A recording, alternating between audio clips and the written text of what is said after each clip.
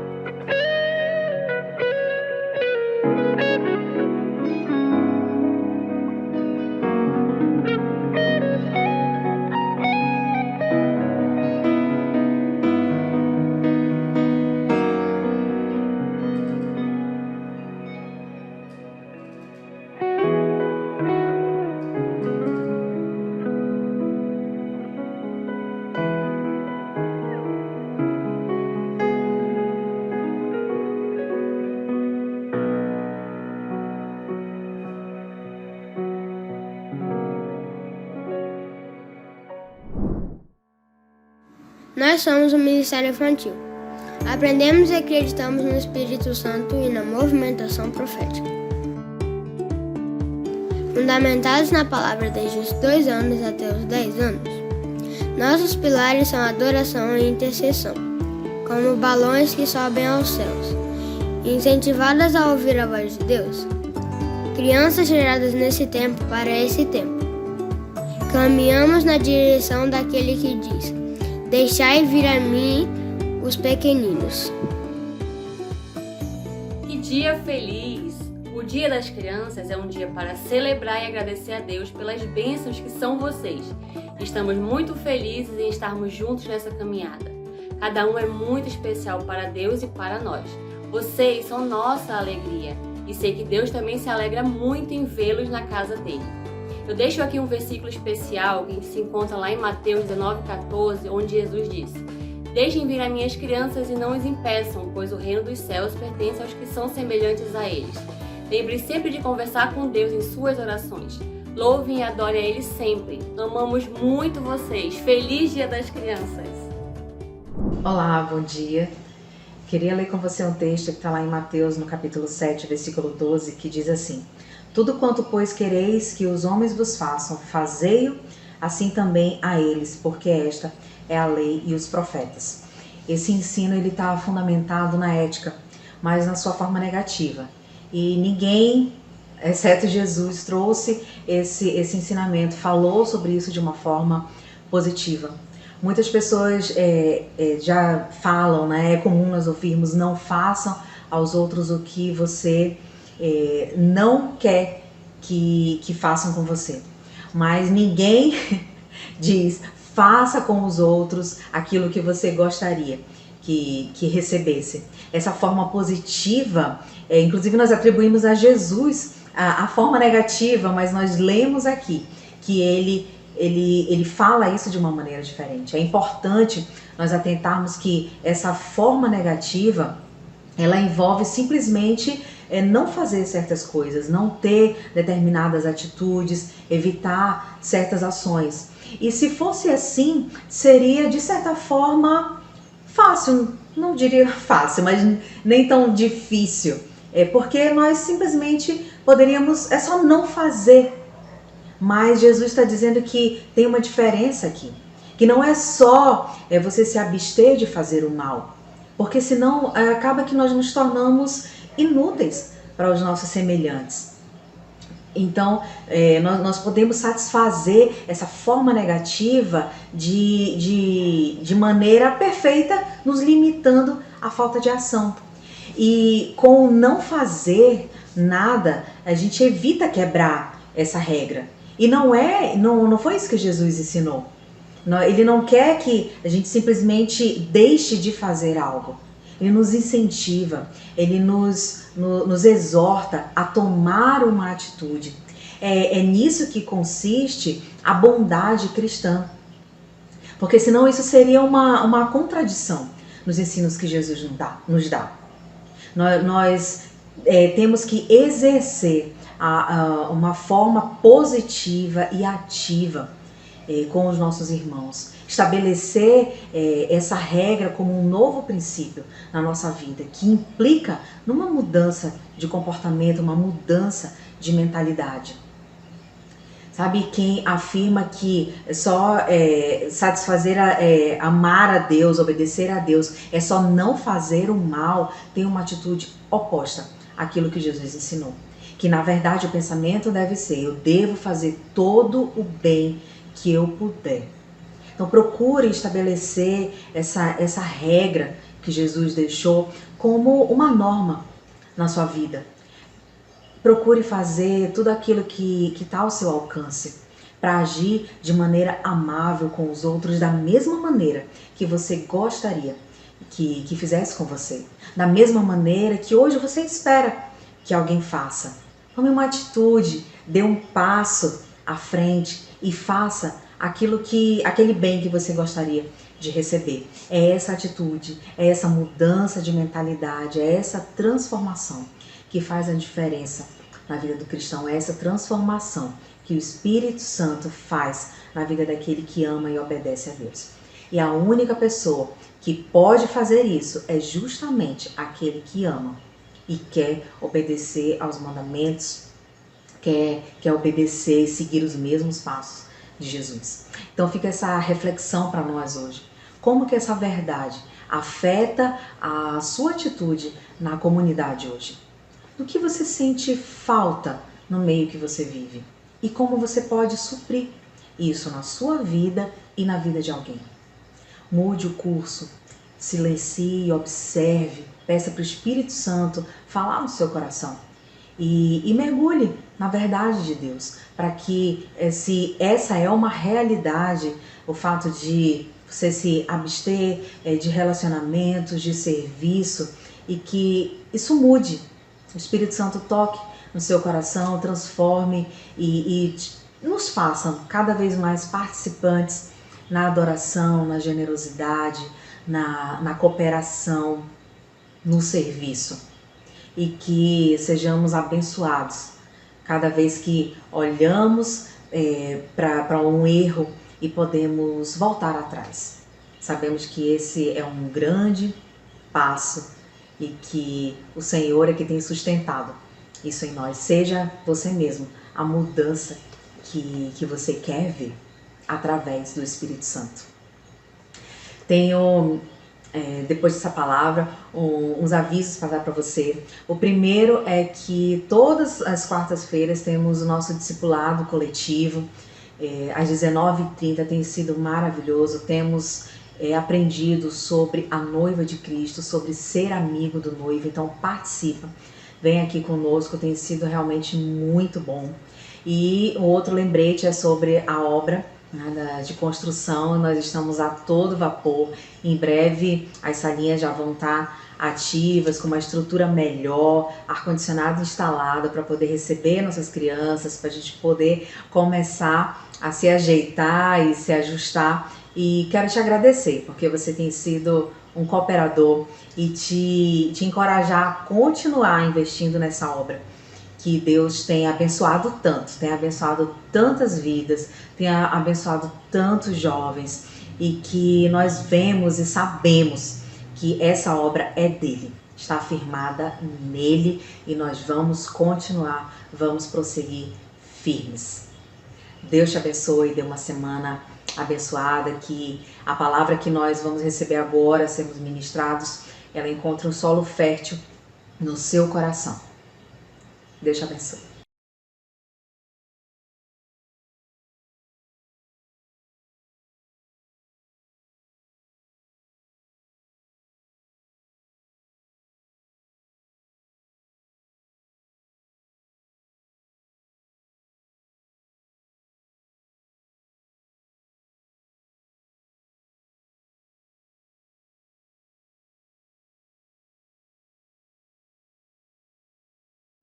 Olá, irmãos, bom dia.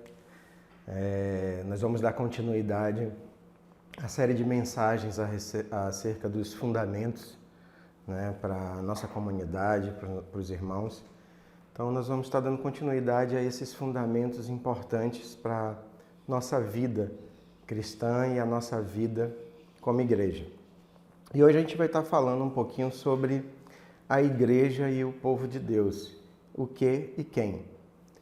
Então, logo depois, vamos dar continuidade. Um outro pastor vai estar ministrando também sobre esse assunto e fechando toda a amplitude, no máximo possível que nós conseguirmos, acerca do que é ser igreja, ok? Do que é ser igreja e o povo de Deus, amém? Então, eu vou dar uma breve introdução para vocês, assim. Se você pesquisar na internet ou fazer uma pesquisa sobre o que é igreja, né, você vai ver muitos nomes no grego, no hebraico, por exemplo, eclésia, que é chamados para fora. Então você vai encontrar muitos nomes que são bem legais, assim, muito bom de saber. Mas eu não vou trazer para vocês essas nomenclaturas, né, esses termos, para desenvolver com vocês. Eu vou tentar ser um pouco mais claro sobre isso o máximo possível com vocês, amém?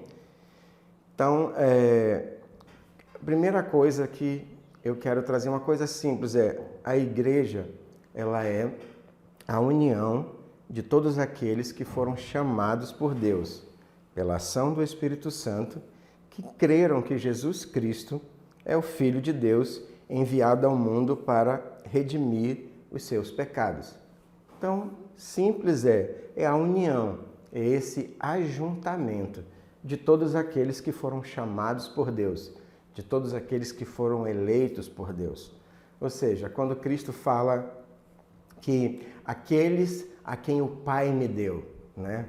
Aqueles a quem o Pai me deu, aqueles que está em suas mãos, o qual ninguém será arrebatado das mãos do meu Pai. Ou seja, imagina que todos esses que pertencem ao Senhor, que pertencem a Cristo, estão nas mãos do nosso Senhor, do nosso Pai, está nas suas mãos, ou seja, nós estamos seguros em suas mãos, porque ninguém irá arrebatar-nos das suas mãos. Ou seja, esse ajuntamento, essas pessoas, todos esses que foram chamados, escolhidos e eleitos de Deus, fazem parte da igreja. Então, isso é assim algo maravilhoso, porque você faz parte de algo onde você está seguro. Você está seguro nas mãos do Senhor. Então, assim, falando, por exemplo, mas aí você pensa, mas a origem, a questão da origem, aonde se originou essa questão da igreja? Então, a origem da igreja já é assim, lógico, nasceu no coração de Deus antes da fundação do mundo. O plano redentivo está muito ligado a isso, ao plano redentivo de Deus, né? Já estava no seu coração muito antes de toda a criação, mas nós vemos o desenvolvimento e a aplicação justamente no jardim, né? No momento em que Adão e Eva cometem o erro e caem e realmente desobedecem a Deus, então nós já observamos ali o plano redentivo entrando em ação. No momento em que há um sacrifício de um animal e essa pele desse animal ele encobre, né, o corpo, os seus corpos que estavam nus, e eles perceberam que estavam nus, então a pele daquele animal serviu de roupas para cobrir a sua nudez, ou seja, para encobrir os seus pecados. Então nós já vemos a menção de sacrifício e a pele daquele animal encobrindo as suas vergonhas, encobrindo o seu pecado. Então a igreja está intimamente ligada exatamente ao plano redentivo e principalmente a Cristo. Cristo é o Cordeiro perfeito que encobriu os nossos pecados. Então a igreja já nasceu ali desde o jardim, já fazendo essa menção ao plano redentivo. E já no próprio jardim nós já podemos ver um pouco do que nós vemos em relação à igreja, né? Nós vemos ali, após a queda, vem Caim e vem Abel, e já ali já há uma manifestação de alguém que era temente a Deus e cujo seu sacrifício foi aceito diante de Deus, não só o sacrifício que foi feito em si, mas também o coração e o entendimento daquele que entregou o sacrifício no altar diante de Deus. Então, ali de Abel foi aceito, de Caim não foi aceito, e por consequência disso Caim foi e matou Abel, a história que vocês já sabem. E logo depois veio o nascimento, né, de Sete. E aí a gente começa a perceber já também uma construção de um cenário em relação a isso. Então, Sete foi alguém que cresceu e desenvolveu e tinha o mesmo coração de Abel, um coração de alguém que obedecia a Deus. E aí, com isso, houve algo bem interessante que alguns estudiosos comentam e falam sobre isso, que Caim foi para uma montanha e edificou uma cidade, e Sete foi para uma outra montanha e também edificou uma outra cidade. E essas duas cidades, elas ficaram conhecidas como, a cidade de Caim ficou conhecida como a cidade dos homens, e a cidade de Sete ficou conhecida como a cidade de Deus. Ou seja, então nós já percebemos que a cidade dos homens É a cidade no qual é um lugar onde todos aqueles que estão nessa cidade, eles têm um coração inclinado a satisfazer a sua própria vontade, a satisfazer o seu próprio desejo, e que eles têm, digamos, um egocentrismo, né? Um Deus em si mesmo, em se satisfazer a si mesmo. Já a cidade de Sete não, é a cidade de Deus. É uma cidade que vive vive com o objetivo e com o propósito de glorificar a Deus, né? Então, nós já percebemos essas separações da cidade de Deus e cidade dos homens. E trazendo assim para os nossos dias, nós percebemos também que a igreja, no modo geral, nós vamos perceber que existem igrejas que glorificam a Deus, realmente glorificam a Deus, mesmo com as suas debilidades, mesmo com as suas falhas, elas glorificam a Deus, têm no seu intento glorificar a Deus, mas também nós percebemos, infelizmente, que também há igrejas que não têm uma aparência tão evidente de que está glorificando a Deus, às vezes até muito mais trazendo uma autopromoção e glorificando e exaltando a si mesmo. Então, por conta disso, no decorrer da história da igreja, isso já foi sendo visto, né? Essa questão de glorificar a Deus ou glorificar a si mesmo, desenvolver essa glória própria. Então, isso no decorrer da história, tudo isso já foi sendo visualizado por grandes homens de Deus, pela própria história da igreja, e também alguns erros de interpretações e uma série de coisas. E por causa disso, surgiu assim muitas heresias, surgiu muitas distorções, né? Surgiu muitas distorções na igreja. Então, por causa disso, decidiu que iria se estabelecer marcas e sinais que revelassem a verdadeira igreja, fosse distinta, fosse distinguida, desse para perceber qual é a verdadeira igreja e qual é a falsa igreja. Então, se desenvolveu as seguintes questões básicas, assim, marcas mais evidentes, que é a igreja una, a igreja santa, a igreja católica e a igreja apostólica. E eu vou estar conversando com vocês um pouquinho sobre esses dois primeiros pontos, que é a igreja una e a igreja santa. Então, esses são os pontos centrais, e aí nós vamos discorrendo. Não vamos conseguir falar tudo que abrange o que é ser uma igreja una e tudo aquilo que abrange ser uma igreja santa, mas vai dar para a gente ter um entendimento, ok? Então, nós vamos falar o primeiro ponto sobre a igreja una. Então, o que vem a ser a igreja una? Exatamente uma única igreja, um único corpo, né? Então, assim, podem existir milhares de denominações, mas só existe apenas um corpo, que é o corpo de Cristo. Podemos ter formas diferentes de batizar, mas só existe apenas um único batismo, e que é o batismo de Cristo. Todo cristão confessa apenas um único Senhor, que é o Senhor Jesus Cristo, e crê no único Deus e Pai, que é o Pai de Jesus Cristo. Então, esse é o sentido básico do que é entender a questão da igreja una, que existe apenas realmente, de fato, um corpo, independente das milhares e centenas de denominações, mas todos nós somos apenas uma única igreja. Somos a igreja universal, que vocês vão ver nas próximas ministrações, ok?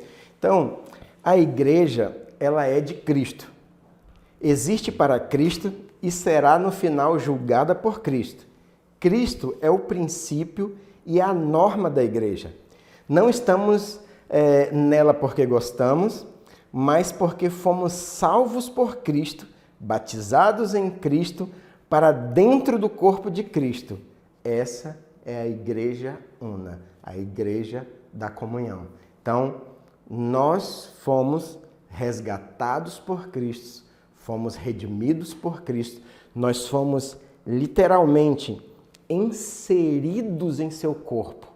Imagina, você realmente foi ali, realmente colocado, foi enxertado dentro de um corpo. Agora você faz parte desse corpo. Ou seja, você não pertence mais a você mesmo, né? Você não pertence mais aos seus próprios planos ou aos seus próprios projetos, porque você foi inserido em um corpo, você faz parte desse corpo e dentro desse corpo você tem uma função, você faz parte de algo muito maior do que você mesmo.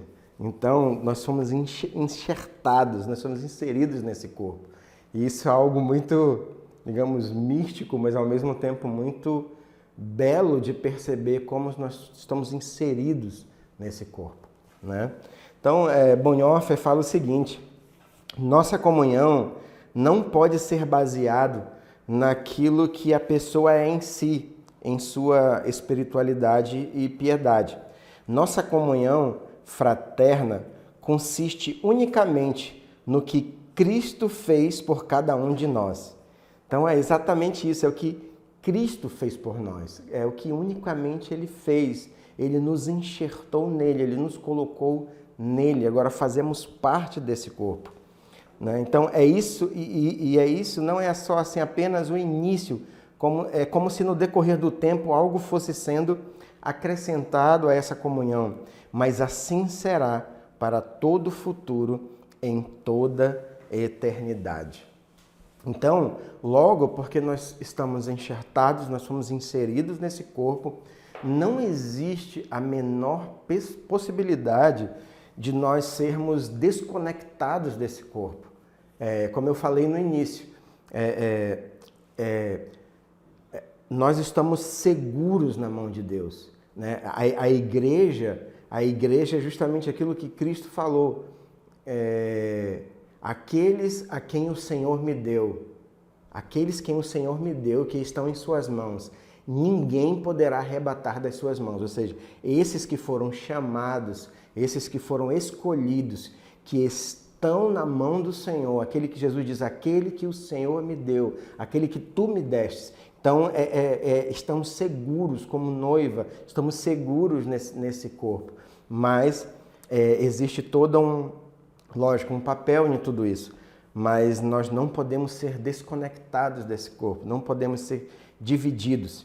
Mas nós pensamos, embora a igreja seja uma comunidade de pecadores redimidos, muitas vezes confusa, envolvida em disputas, rivalidades, competições, continua sendo o povo de Deus. A comunidade daqueles em quem Cristo foram adotados como filhos de Deus.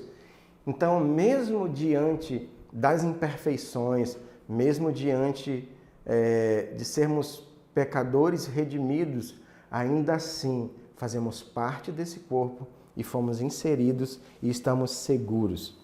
Então, assim, ser igreja é justamente assim, pertencer a uma igreja, ser igreja é ter é ser submerso na experiência do perdão, na experiência da reconciliação, da mansidão, da compaixão, da justiça. Então, assim, quem ama Deus, ele tem que amar a igreja. Então, assim, não há como você amar a Deus e não amar a igreja, porque estamos intrinsecamente unidos, é um só corpo. Não dá para amar a Deus e não amar a igreja. Então, tem que amar o todo. Amém? São Cipriano, ele escreve o seguinte, que ninguém pode ter a Deus como pai se não receber a igreja como mãe. Em outras palavras, ao reconhecimento de Deus como pai significa participar da comunhão de seus filhos em amor.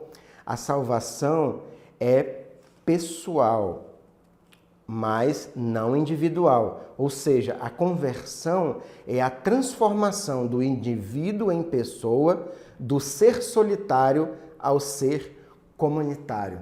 Então, é por isso que quem ama a Deus tem que amar a igreja, porque quem tem Deus como pai tem que ter a igreja como mãe. Então, está inserido. Então, nesse processo, na salvação, nós temos uma salvação. A salvação, sim, ela é pessoal, mas ela não é individual, porque a salvação ela torna justamente o ser solitário nesse ser comunitário, porque agora nós somos inseridos, enxertados em um corpo, e o corpo ele não é sozinho, ele não está sozinho, não tem como, não dá para ser igreja sozinho, essa é a realidade, nós não temos como ser igreja sozinho.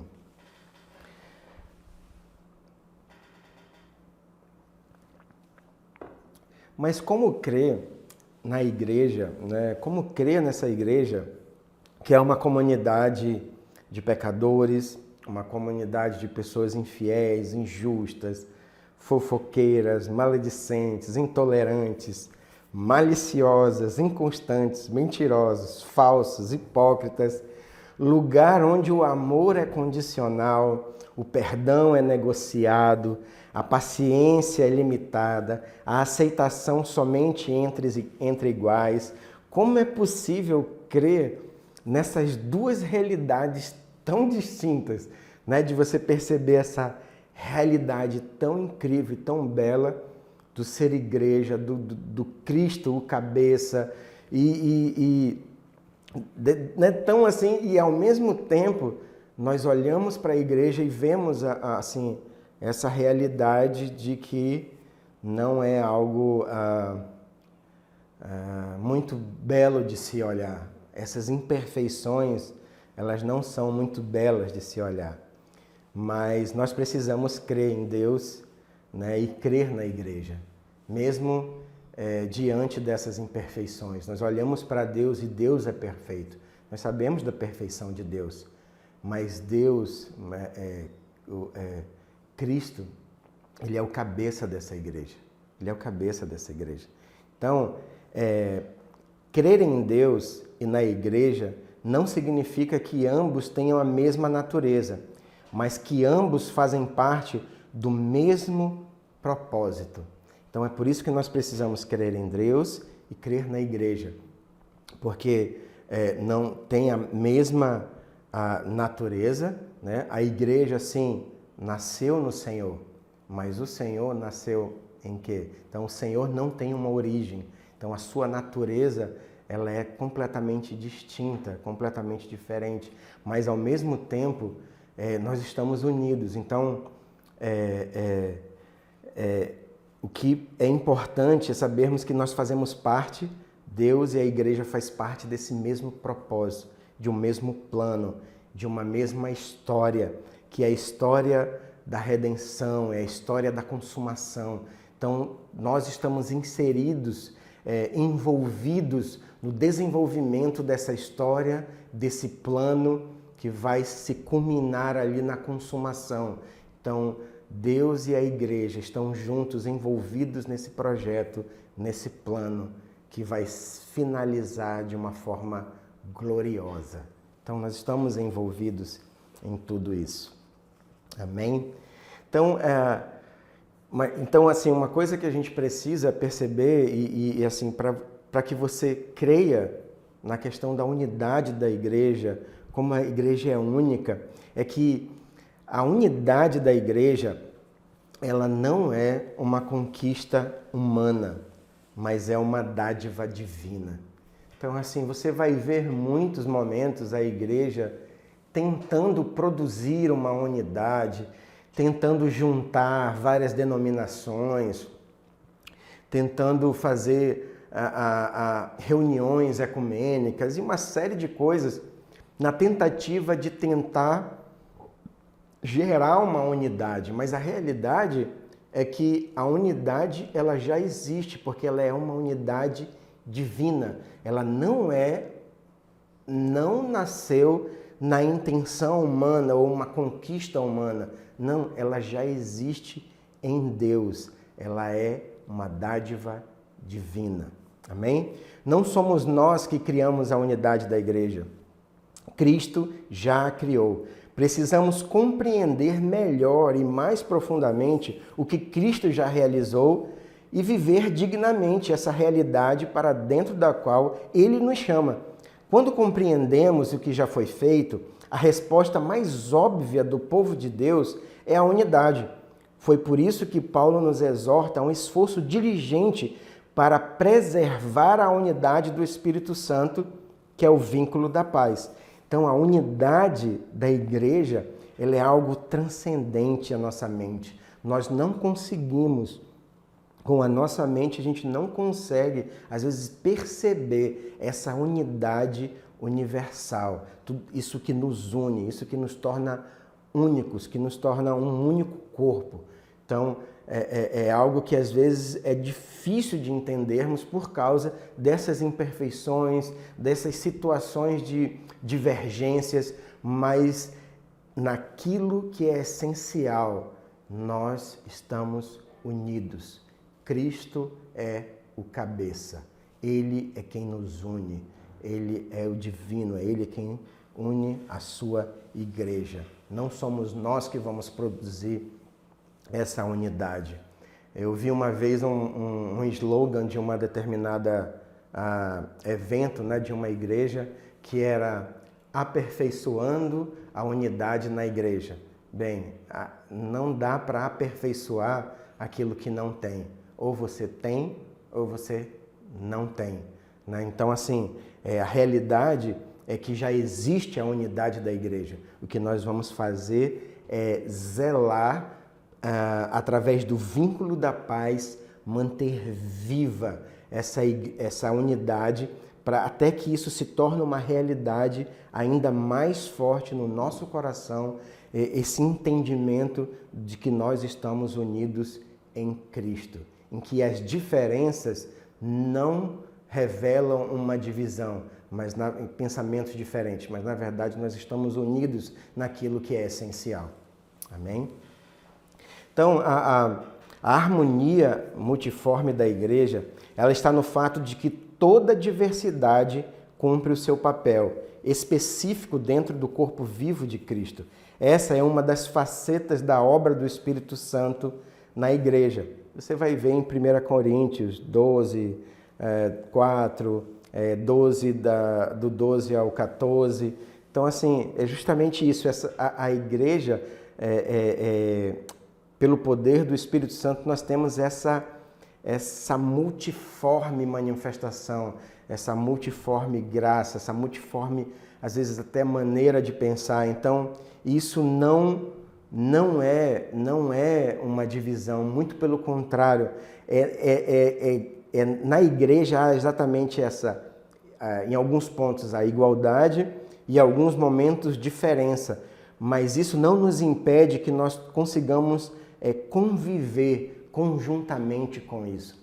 Então a gente percebe exatamente isso, porque o corpo não é igual. Né? Como Coríntios fala, nós não somos só olho, não é só boca, não é só nariz, não é só pé. Ou seja, há essa multiforme manifestação que forma esse corpo perfeito e belo. E graças a Deus é o cabeça.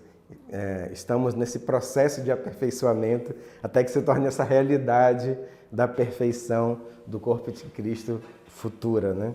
E essa é a nossa esperança. Então, quero falar sobre 3 pontinhos bem rápidos, concluindo essa questão da unidade da igreja. Então, primeiro, ela é produzida pelo Espírito Santo, como já falei. É o Espírito de Cristo que produz essa unidade.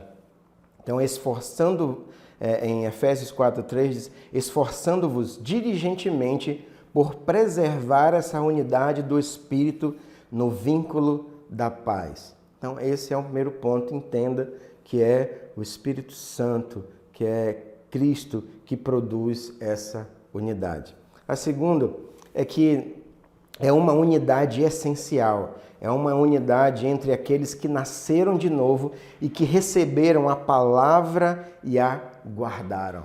Então, todos aqueles que nasceram de novo foram inseridos nessa unidade. Todos que nasceram de novo foram inseridos. É uma unidade com propósito. O Espírito constituiu a igreja com um propósito de glorificar a Deus, proclamando os seus atos heróicos e salvadores. A igreja, por sua vez, glorifica a Deus, sendo-lhes obedientes. Então, a unidade ela tem esse propósito de glorificar a Deus na nossa obediência.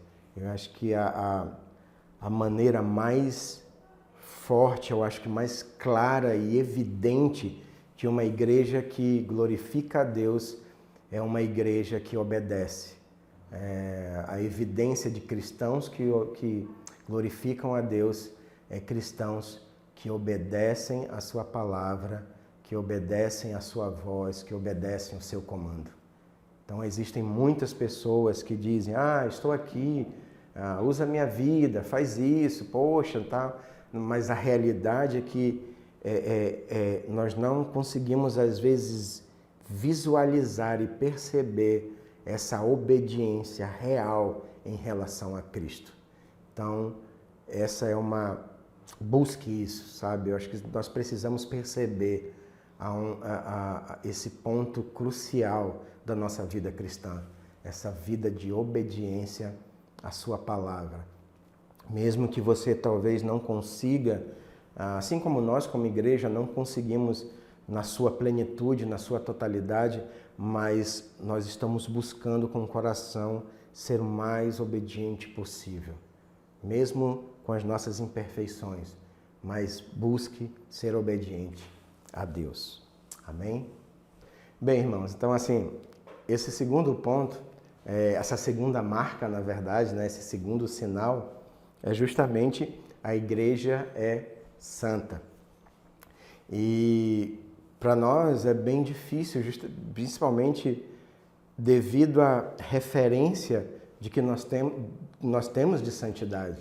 Deus é santo, né? Então, assim, a sua essência, Deus, ele é santo, em perfeição.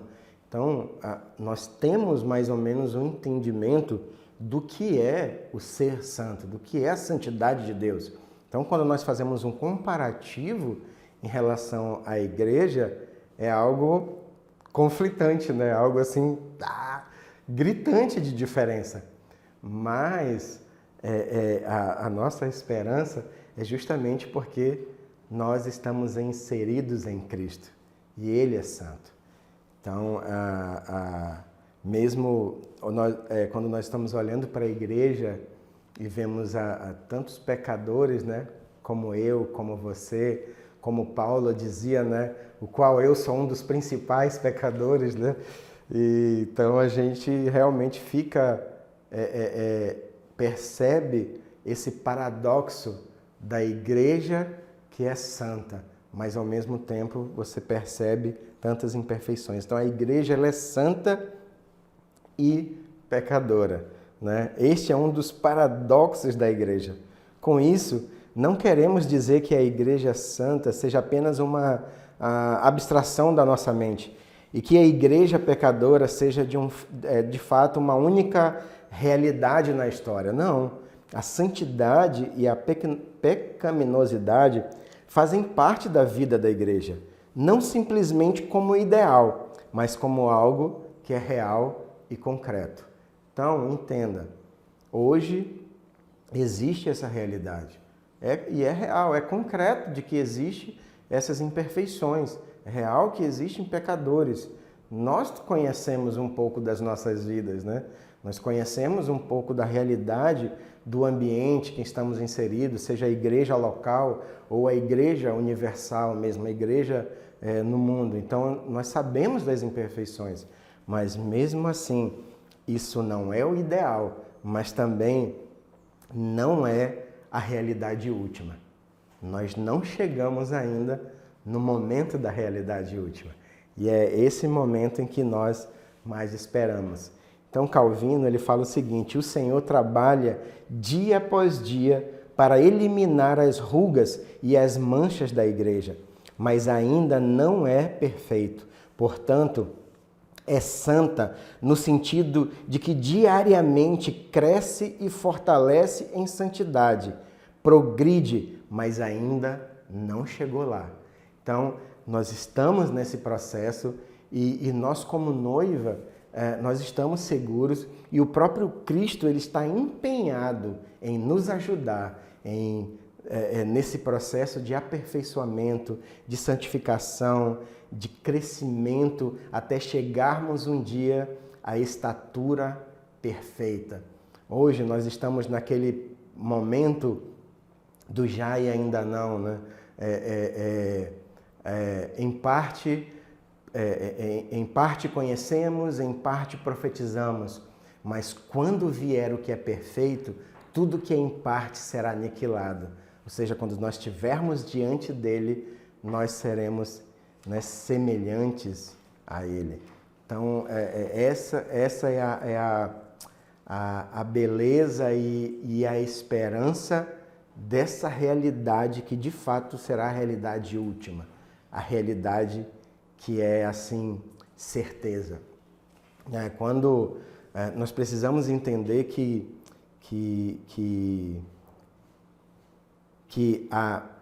quando nós fomos criados, existe a questão da imagem e semelhança de Deus, né? Nós fomos ali criados à imagem e semelhança de Deus. Adão foi criado à imagem e semelhança de Deus, mas é interessante que a imagem e semelhança de Deus em Adão não vai ser nada comparado à imagem e semelhança do homem na consumação. Existe aqui algo muito maravilhoso, muito incrível. Adão, inicialmente, não tinha pecado, estava ali puro, né, digamos assim, né? Mas mesmo assim, a imagem e semelhança daquele momento da criação não se compara ao dia em que nós vamos estar diante de Cristo. Nós vamos estar diante dele. E tudo que em parte apenas conhecíamos, tudo que em parte apenas achávamos ou profetizávamos, vai ser perfeito, porque nós seremos de fato semelhantes a ele, com o corpo glorificado. Então essa semelhança, essa imagem e semelhança na consumação, irmãos, vai ser algo incrível, vai ser algo maravilhoso. Essa é a nossa esperança daquilo que vamos nos tornar, naquilo que a igreja vai se tornar. Amém? Mas uma coisa nós precisamos entender que justamente isso, né, em Filipenses 1,6 fala: estou convencido de que aquele que começou a boa obra em vocês vai completá-la até o dia de Jesus Cristo. Então é disso que nós esperamos e temos a esperança e é a nossa certeza. E ele fala na oração sacerdotal do nosso Senhor, ele vemos a importância dessa definição de igreja como um povo santo de Deus. Primeiro, ele observa que assim, a sua igreja, ela não é do mundo, porque tem a sua palavra. E porque a igreja tem a sua palavra, é por essa razão que a igreja tem a sua palavra e que ela não está no mundo, o mundo a odeia. Então, assim, olhando para a igreja hoje, vemos as imperfeições, eu estou repetindo isso, mas é real, né? Vemos todos esses defeitos, mas por mais que existam essas imperfeições, ainda assim a igreja é odiada. E ela não é odiada por causa dessas falhas, ela não é odiada por causa desses defeitos. Não, é interessante isso. Na verdade, ela é odiada porque mesmo diante dessas falhas e imperfeições, mesmo assim, a igreja denuncia o pecado do mundo. Mesmo diante de tantas imperfeições, a igreja ela tem essa não sei se dizer separação, mas essa distinção daquilo que existe algo que é real e que é verdadeiro e que é puro, que é amável, que tem que ser. Existe essa verdade que é inalterável, que é eterna, que está ali mesmo diante de erros e defeitos, ela está ali. Então a igreja, ela é odiada porque ela denuncia, e ao mesmo tempo que a igreja ela denuncia, de alguma forma também ela condena. Então a evidência da realidade de Cristo na igreja, ela evidencia Cristo e ela condena todos aqueles que não abraçaram a verdade de Cristo na igreja. Amém? E existe aqueles também que odeiam também a igreja também é odiada por aqueles que têm de alguma forma o espírito do mundo dentro de si, mesmo estando às vezes dentro da igreja, ou teve uma experiência ali com a igreja, não de uma forma realmente que ele foi inserido no corpo, mas ele teve ali uma experiência social, uma experiência de algo que ele queria obter um benefício da igreja, mas ele de fato não esteve ali inserido na igreja. Então, como dentro dele ainda havia esse espírito, digamos, do mundo, né? Então ele, de alguma forma, ele odeia a igreja. Por quê? Porque da mesma forma, a igreja, ela evidencia o seu pecado, ela mostra os seus erros e as suas falhas, e nós vamos ser totalmente transformados e regenerados e vamos viver eternamente. Mas alguém que está fora disso, está fora, querendo viver fora da igreja, ele está fora de uma realidade futura que é certa. Amém? Então, como igreja também, por que a igreja ela é santa? Como a igreja ela é santa, né? E mesmo manifestando essa questão, mesmo repleta de pecadores, né? Então, a diferença é que o pecado já não tem domínio mais sobre nós, né? Todavia, ainda exerce ali uma influência, né? Então, Romanos 6,14 fala um pouco sobre isso, né? Pois o pecado não os dominará, porque vocês não estão mais debaixo da lei, mas debaixo da graça. Então, assim, é um povo santo, a igreja é santa, porque nós não estamos mais debaixo desse jugo, nós não somos mais totalmente dominados, nós não somos influenciados, mas não somos totalmente dominados como um animal sem entendimento, como um animal que simplesmente reage a um instinto primitivo, digamos assim. Então, assim, nós temos a influência, mas nós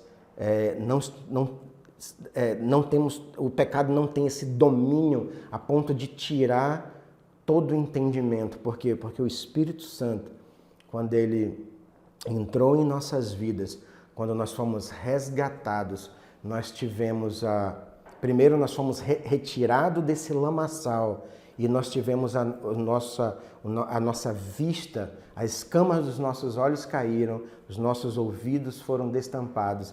Então nós começamos a ver com clareza a realidade de Deus e ver o Espírito Santo, conseguir entender a palavra. Então, assim, há um despertar, porque o pecado não tem mais domínio. Quando alguém está, de fato, totalmente sob o domínio, ele não consegue visualizar a graça de Deus, ele não consegue visualizar Deus. É por isso que o homem ele não pode se salvar.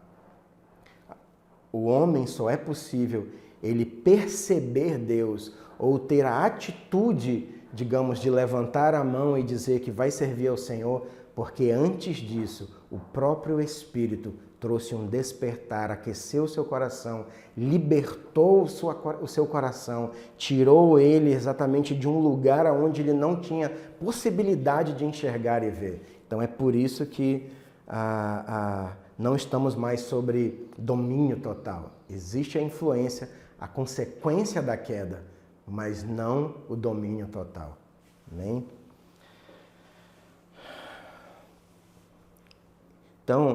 Então vivemos esse tempo em que estamos debaixo da graça, né? Não estamos debaixo da lei. Então esse é outro fator. A graça não é a permissividade para pecar. Na verdade, a graça, ela é exatamente essa como eu posso dizer, o empoderamento para vencer o pecado. Então a graça, ela é como uma fonte propulsora. Ela é aquilo que nos capacita. É a graça que nos dá força para vencer o pecado. É a graça que nos dá força para continuar caminhando, continuar percebendo a ação de Deus sobre as nossas vidas. É a graça que nos impulsiona. A graça não é a permissividade para o pecado, mas a graça é a força que justamente nos faz vencer o pecado. Essa é a graça em nossas vidas. Amém? Então, a Spurgeon fala algo sobre a graça. Ele diz o seguinte: a graça começa, continua e termina a obra da salvação no coração de uma pessoa. Aquele que nos regenerou, justificou, também nos santifica, modelando-nos conforme a imagem e semelhança de Cristo. Então, aqui é a questão que eu mencionei sobre a imagem e semelhança de Cristo. A imagem e semelhança no jardim será completamente diferente da imagem e semelhança na consumação. A imagem e semelhança da consumação será muito mais perfeita, muito mais próxima da realidade de Cristo. Então, irmãos, o fundamento central da santidade da igreja é Cristo. A igreja só é santa porque o seu cabeça é o santificador. Essa é a primazia, é a centralidade do porquê que a igreja é santa. Porque o seu cabeça, ele é santificador, é ele que produz essa santificação, o Filho em favor da igreja. Então, a obra de Cristo é justamente esse fundamento da santidade da igreja. A santidade da igreja, ela repousa sobre a santidade de Cristo.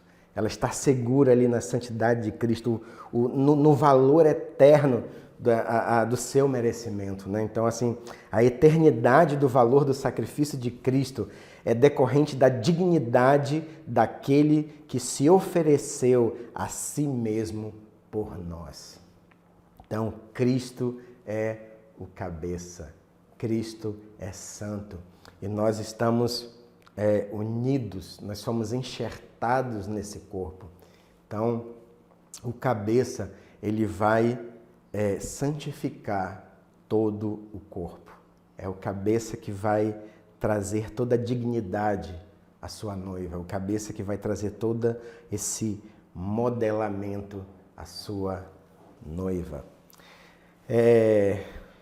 Martin Lloyd-Jones, ele fala algo assim muito bonito e assim muito incrível, e eu vou caminhando para o final.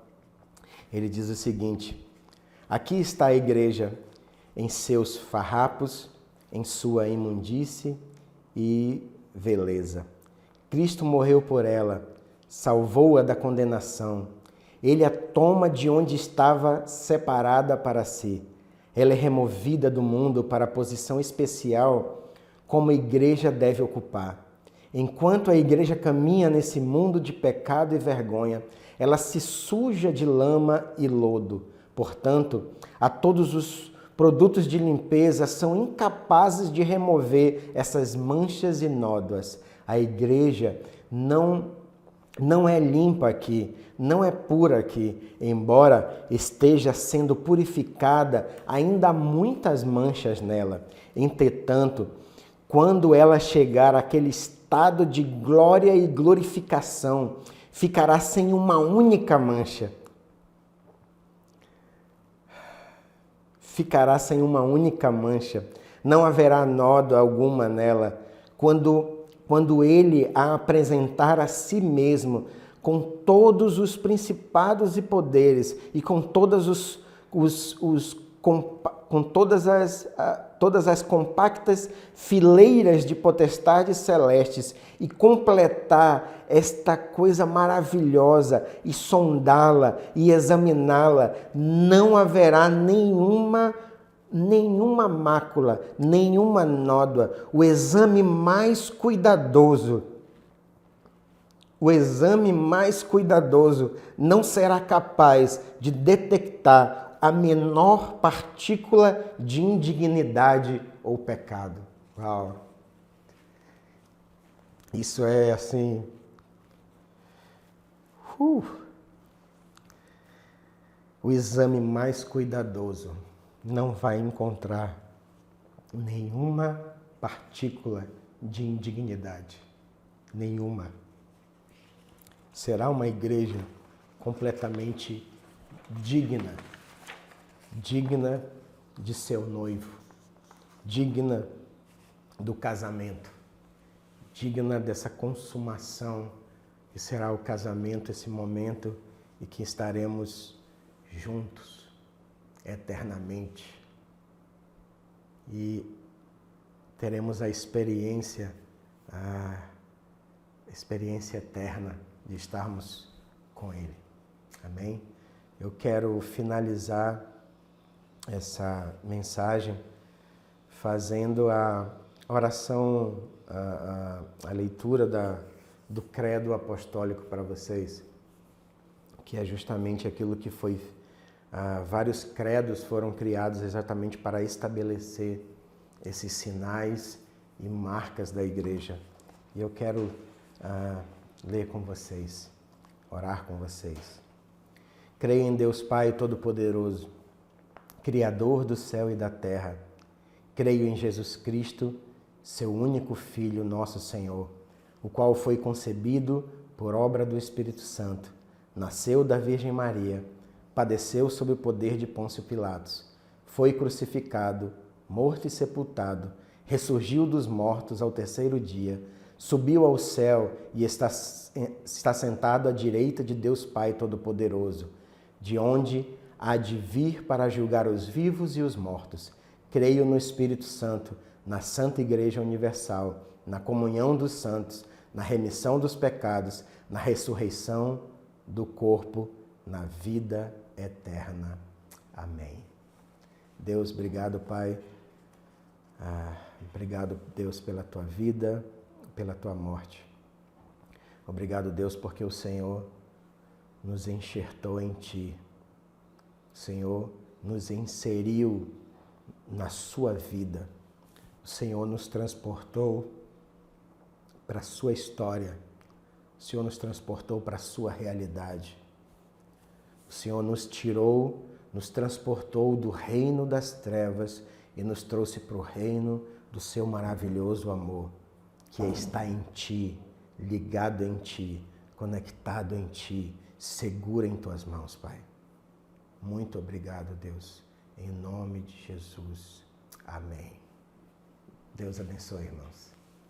Deus abençoe.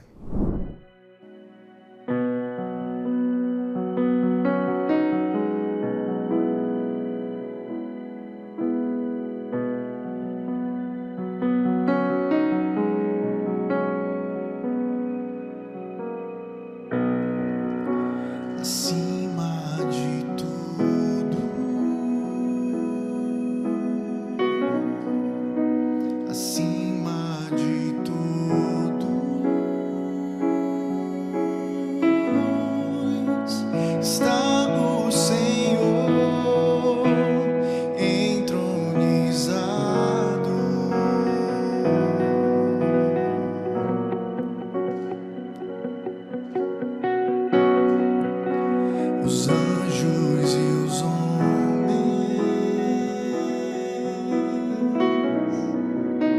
os céus e a terra, montanhas e mares declaram quem tu és.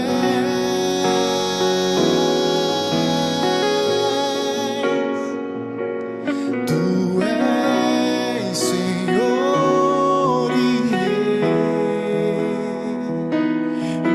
governas sobre o universo, justo e fiel,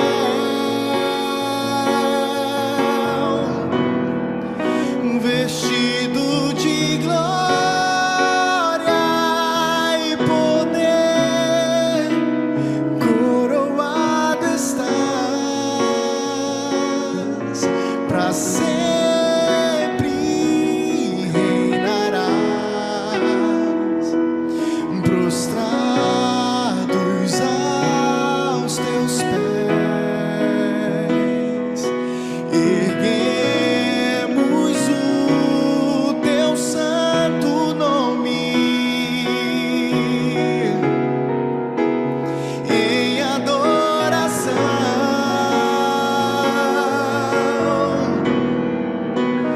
Nos entregamos a ti, toma o teu lugar e habitas entre nós,